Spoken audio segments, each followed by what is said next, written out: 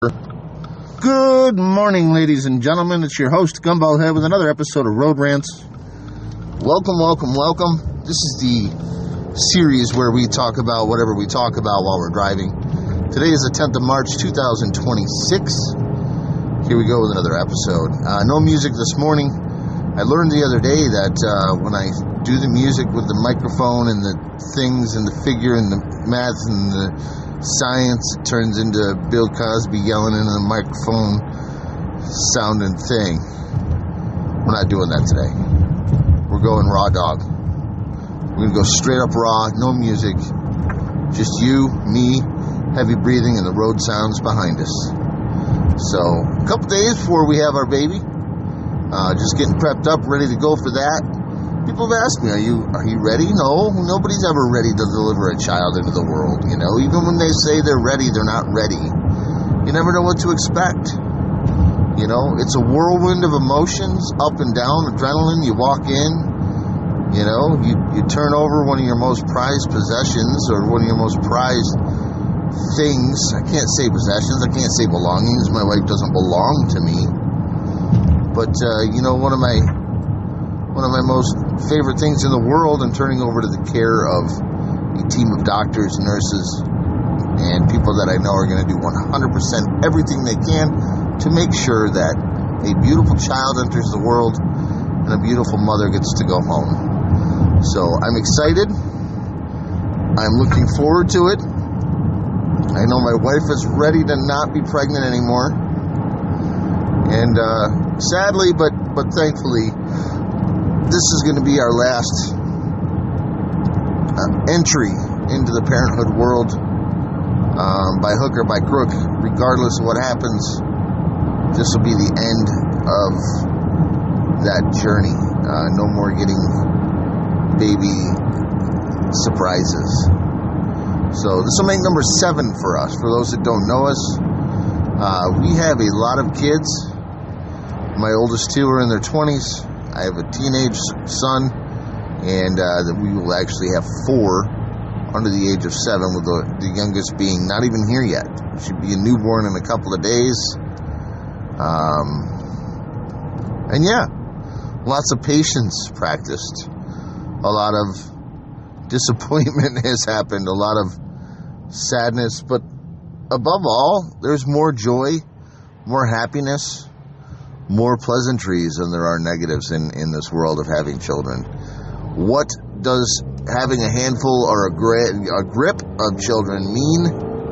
Well, it means things are a little bit more expensive in this world, but you also learn things that are a little bit less necessary. You know, restaurants, dining out, not as important when you have that many kids. And if you do decide that you need something from the fast food restaurant, you kind of sneak in there when you can, without everybody. But I always feel a little bit of guilt when I do that, so we actually keep that to a minimum now. So it's really helped me with my fast food fetish. It's helped me with my energy drink fetish. Getting this close to pregnancy eliminates that desire for, you know, intoxication. It increases it at the same time, though. I mean, I'll tell you, when it comes to getting ready to have a child, you want to talk about anxiety being level, 600. It gets up there, guys. It increases the closer you get to having that child, especially when you know the day of the birth. When you know that it's going to be, this day, it's like, wow, everything is just starting to add up. Everything is starting to get to these numbers, and, above all, here we go, that's just kind of the way it is. So, stressful, but low levels of concern, low levels of worry. I'm excited. I mentioned this the other day in a couple of posts. I said something on Facebook. I said something on a previous podcast. I'm going to say it here too. There are a lot of things happening in this world, ladies and gentlemen. We have a war going on overseas And we've been at war the entire time I've been alive, 47 years. I've never seen a peacetime with America. The Berlin Wall, Operation Desert Storm, Kuwait, Iraq, always a fight over oil, always a fight over power. We had the World Trade Center and the terrorism issues in 2001. There's just been a lot of history in my years alive.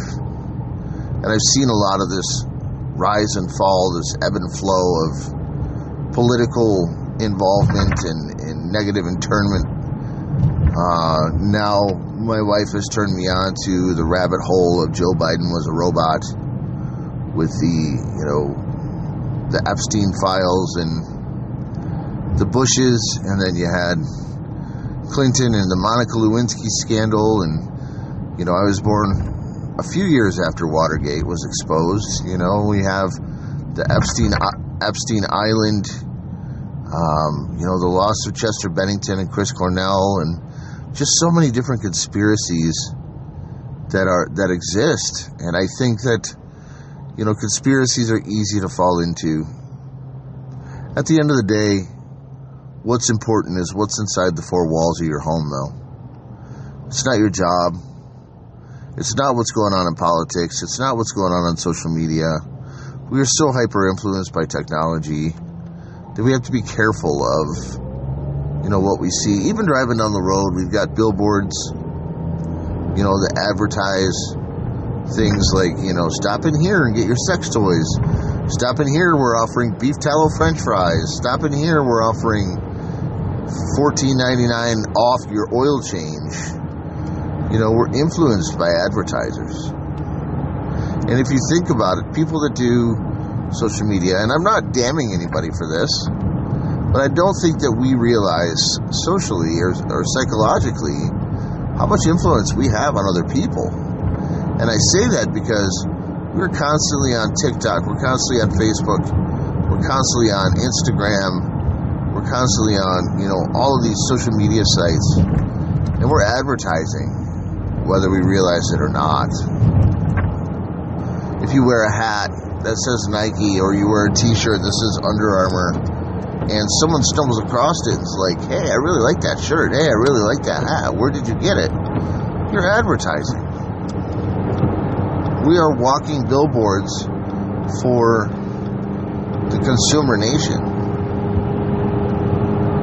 We are always influencing other people, whether we have 10,000 followers or 10 followers. There's always going to be an influence. And I say this as a podcast host in the situation of, I have friends that are influenced by the things that I say. And sometimes we're not very careful by the things that we say. Sometimes we're not very careful about the influence that we have or the presentation of what we believe in. I've had spots in my life where I've said something wrong and it's turned friends away.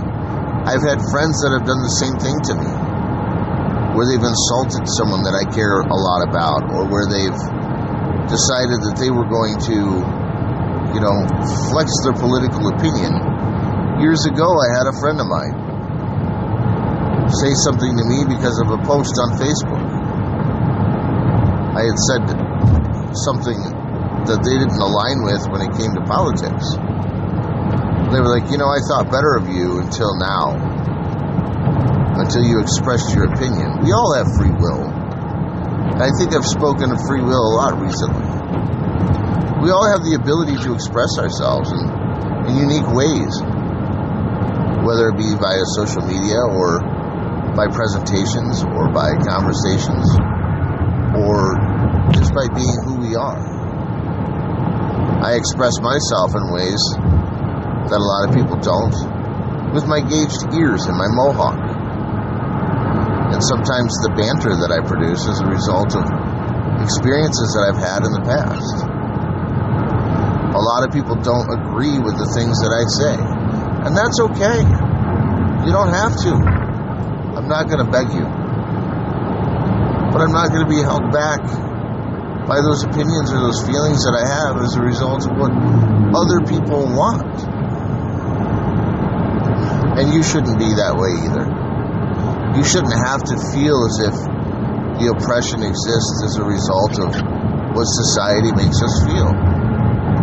At the same time, you shouldn't buy into a lot of the influence that we have based on the social media and advertising opportunities that are out there. If you doom scroll TikTok like I do, you're constantly looking for something that catches your attention. I am drawn to video games. I am drawn to attractive faces. I am drawn to music and wild, vivid colors. There's people that are drawn to food. People are drawn to... I like watching people compete in food competitions. And not even so much as like Kobayashi and the hot dogs. I'm talking like beer meets food, where they sit down and they consume 10,000 calories in one meal just to see if they can do it at the expense of getting a free t-shirt and a free meal. Why do I do that? Well, because I used to be that person and I never won any competitions because I just did it to see if I could eat all the food.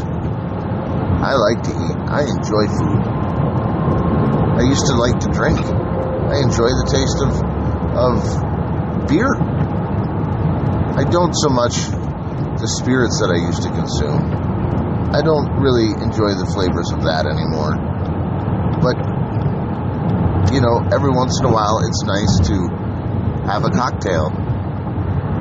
Is that okay when you're in recovery? I guess that depends on whether or not you're influenced about what society says. Whether or not society holds you to a specific standard, or whether or not you control yourself. Is it difficult to control yourself if you return to the drinking scene? Yes, it is. I'm not going to sit here and lie to you. I've been through recovery and relapsed multiple times in my life. Have I relapsed? No. Not in a long time. 2020 was my last relapse, so to speak.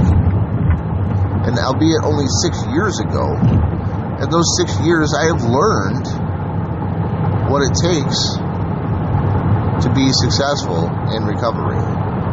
I've learned all of those things that have taught me from the negative years leading up till 2020, other things that do work and don't work. I will say this, if alcohol or drugs or any other outside influence is affecting the way that your life is day to day, you should seek help. I know there's an alcohol quit line. I know there's a gambling quit line. I know there's a drug quit line. Those are all available out there. But do we really truly have a quit line for other things like pornography or gambling or, there is gambling, Gamblers Anonymous. But technology, do we have a TikTokers Anonymous line? It doesn't exist. There's a lot of things that don't exist. Why? Because there isn't a need for those. Think about it. How many friends do you have that vape? And what's their major appeal? I smoked for most of my life cigarettes. And then I switched over to vaping. I had to train my body to allow me to vape. I could sit down and smoke a cigar without inhaling. Vaping hurt my lungs because my lungs told me, hey, you're not supposed to do this. But we learn how to vape anyways. We learn how to get past that reflex of what our body tells us. Same thing with alcohol. We build a tolerance over time of how many alcoholic drinks it takes to get us to an intoxicated state. Isn't it wild how some of the experiences that we have in our lives influence our lives overall, influence our decisions, influence our choices, influence the way that we feel about things or the way that we do things? That's where this road rant came in today. I'm looking at a lot of things right now, and people say to me, don't you know what causes children? Yeah. A relationship. It's enveloped in love and a thought process where, we are spur of the moment human beings. We don't need to, have anything lined up. We don't have to call a Tinder date. If we get an opportunity to spend time together intimately, we're going to take that opportunity, even though we know the inherent risks that are involved as a result. My wife has changed my life substantially. My friends inside my inner circle have changed my life substantially. My children have changed my life substantially. How? They have all given me purpose. They have all given me a reason to wake up every morning, put my shoes on, go to my job, provide for my family, and then come home and enjoy the time that I have in the evenings with my family. And then loosely enjoy them on the weekends. How hard would it be for a working person to switch over from working a full-time job to being a stay-at-home full-time parent? I couldn't imagine having to make that switch based on the frustrations that I have when I'm at home on a Saturday with all my kids. Yet my wife does it every single day. I'm lucky. I get to go to my job. But when we traveled in 2024, I was home all day, every day. I didn't have to be. I chose to be. And I got to see my kids grow. And I got to fall into a rhythm and a pattern of growth when it came to my children and their behaviors. I got to potty train 2 of my kids. I got to do a lot of really cool stuff. Was it hard? Yes. Was it challenging? Absolutely. Was it worth it? For sure. Would I do it again? I'm about to. These choices that we make in our life are based on the things that we want as a result of what we're missing in our life.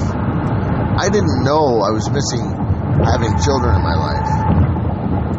It's a struggle for me to realize every single day that I may have either ruined or at the very least, hindered my relationship with my older children as a result of the behaviors that I had when I myself was being a child, when I was dealing with addiction, when I was dealing with alcoholism and drug abuse, when I was dealing with pornography addiction, because I didn't know what I needed in my life. I didn't know what I wanted in my life.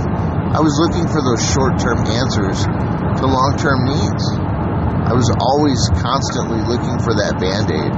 I was constantly looking for a way to make myself feel better, even if it influenced the people in my life to where they didn't feel comfortable, or they didn't feel good, or they didn't feel very, better.